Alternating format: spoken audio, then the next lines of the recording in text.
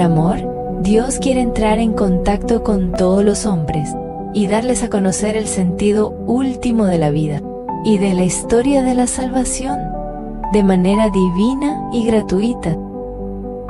La revelación divina es el conjunto de obras y palabras con las que Dios se dio a conocer al hombre.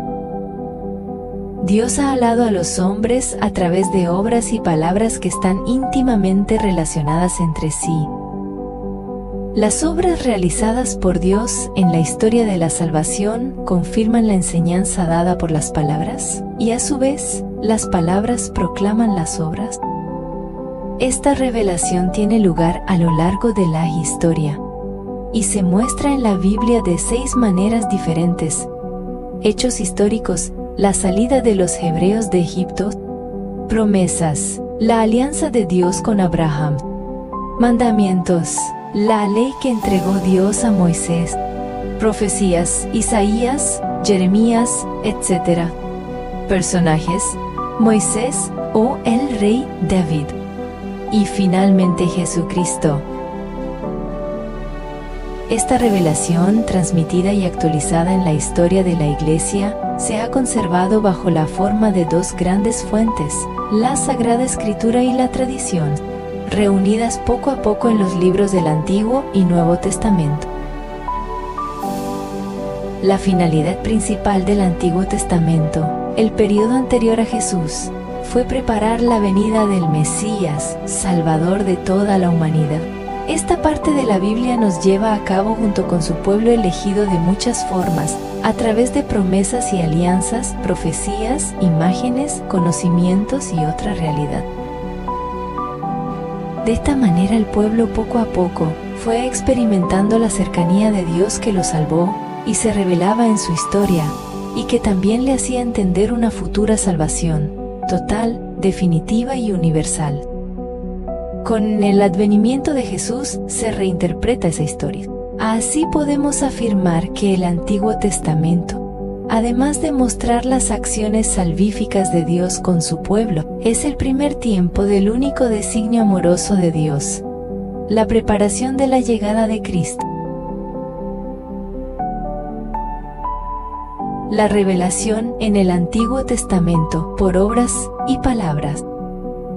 Dios, para ayudar al hombre, se manifestó a través de obras y palabras íntimamente relacionadas entre sí.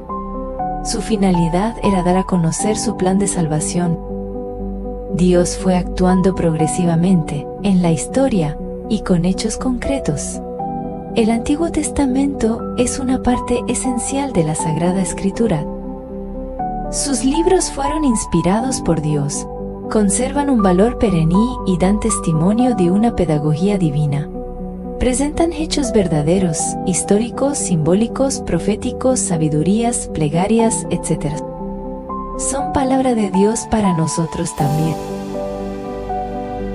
Revelación progresiva. La revelación no se dio completa en un primer momento, sino de forma gradual. Dios fue revelándose poco a poco a su pueblo. Progresó la revelación en contenido y profundidad.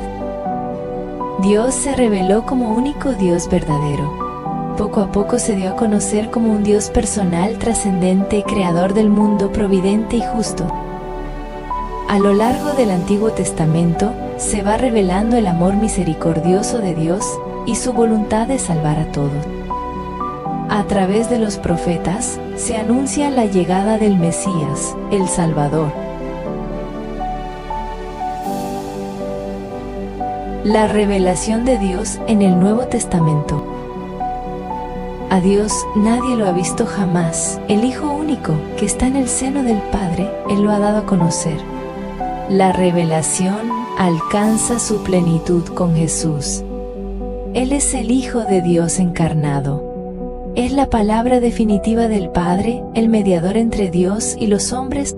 Jesús no solo habla de parte de Dios, es Dios que habla con voz humana. Jesús nos revela al Padre mediante su vida, milagros, signos, acciones, sus palabras, enseñanzas, parábolas y oraciones, con su muerte, resurrección y finalmente con el envío del Espíritu Santo. transmisión eclesial. Los apóstoles, testigos de las palabras y obras de Jesús, transmitieron lo aprendido de su Maestro. Ellos fueron fieles a la misión recibida, y dirigidos por el Espíritu Santo, junto con los demás miembros de la comunidad, anunciaron y comunicaron la salvación a todos los pueblos. Pedro recordará a los cristianos: nosotros hemos comido y bebido con Él después de su resurrección. Él nos envió a predicar y a testificar que fue constituido por Dios como juez de vivos y muertos. Todos los profetas dan testimonio de Él, que los que creen en Él reciben por su nombre el perdón de los pecados. Comprensión paulatina. Esta revelación es plena en Cristo Jesús, y está consignada en el Nuevo Testamento. Ya no requiere ninguna otra revelación. El mensaje está completo. Sin embargo, no es comprendida aún en su totalidad por nosotros. Dios habla en su palabra escrita. Es la palabra viva y eficaz, que se proclama en la liturgia, se lee en la catequesis, se ora en la oración personal o comunitaria, se estudia en los grupos bíblicos o en la formación teológica. Dios habla en la creación. La naturaleza y el universo son expresión de su grandeza y de su amor. Los cielos cuentan la gloria de Dios y el firmamento anuncia la obra de sus manos. Dios habla en los acontecimientos.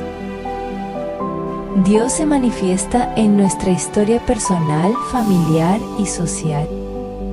En la vida cotidiana, especialmente en los acontecimientos difíciles, cuando uno descubre su cercanía, su ayuda y su salvación.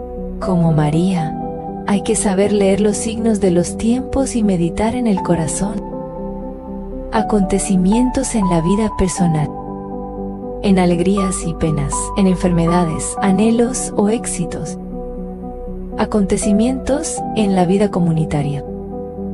En nuestra familia, área de estudio o de trabajo, en nuestra colonia o sociedad.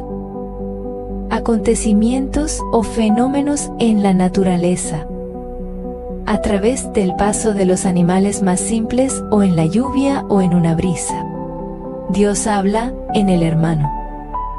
La palabra de Dios llega también por medio de los demás, de sus palabras, de sus consejos, de sus testimonios y de sus necesidades. Lo que hiciste a uno de estos pequeños, a mí me lo hiciste. Dios nos habla de muchas formas. La palabra de Dios es lámpara para nuestros pasos y luz en nuestro camino. La palabra de Dios en la vida de la Iglesia. La Iglesia cree que la Biblia es palabra de Dios. La venera como venera el cuerpo de Cristo. Se alimenta de ella y la ofrece a los fieles como luz y alimento espiritual. La Iglesia recomienda con insistencia a todos los fieles la lectura asidua de la Escritura para que adquieran la ciencia suprema de Jesucristo. La Biblia es la fuente de la predicación, la catequesis, la teología, la oración cristiana. Su lectura frecuente produce frutos de conversión, de fe, de oración, de fraternidad y de compromiso.